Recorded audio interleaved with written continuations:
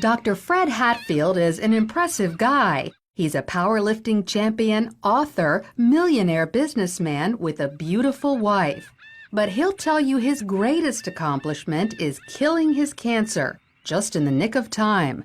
The doctors gave me 3 months to live because of widespread metastatic cancer in my skeletal structure. 3 months. 3 different doctors told me that same thing.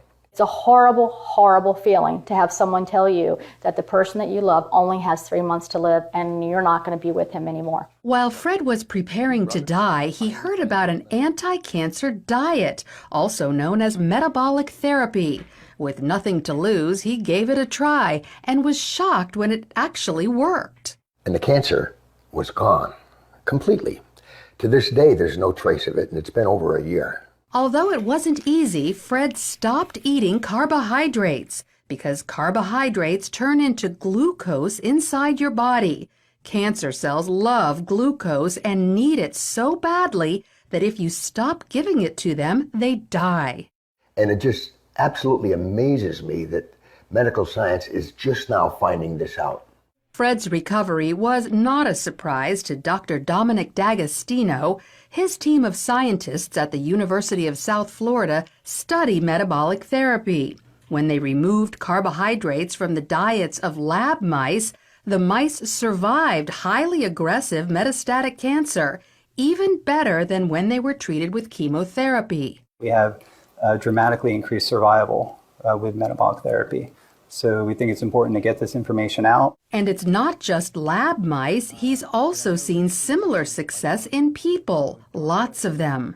I've been in correspondence with a number of people, probably at least a dozen people, and over the last 1.5 to 2 years, and all of them are still alive, so despite the odds.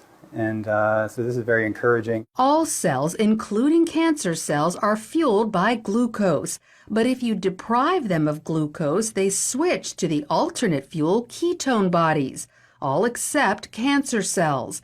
A defect prevents them from making the switch to using ketone bodies as fuel, and therefore cancer cells can only survive on glucose.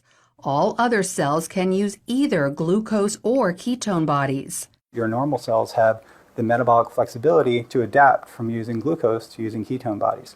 But cancer cells lack this metabolic flexibility, so we can exploit that. People like Fred, who deprive their cells of glucose and fuel them with ketone bodies instead, eat what's known as a ketogenic diet. It consists of almost 0 carbohydrates, but lots of natural protein and fat. You can go online and there's just cookbooks and, it's clean eating, just very clean eating. None of the sugars, the salts, the trash food. Natural proteins are ones in their original form, but processed meats like cold cuts and hot dogs are off limits because often carbohydrates have been added to them. Natural fats are in their original form, like olive oil, avocados, nuts, and also coconut oil. But stay away from trans fats such as shortening or margarine, which are man-made. Some people are afraid to try the ketogenic diet because they think all this fat is bad for their heart. But more doctors are now saying natural fat is actually good for you, even natural saturated fat like coconut oil and butter. Doctors like cardiologist Stephen Sinatra. Is cholesterol the major cause of heart disease? Absolutely not. In his book, The Great Cholesterol Myth, he says the real cause of heart disease is inflammation, which comes from eating too many carbohydrates. We need to coach our patients and empower them about the dangers of sugar.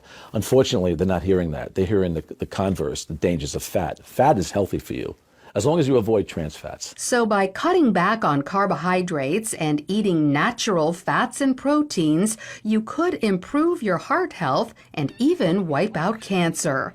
Lori Johnson, CBN News.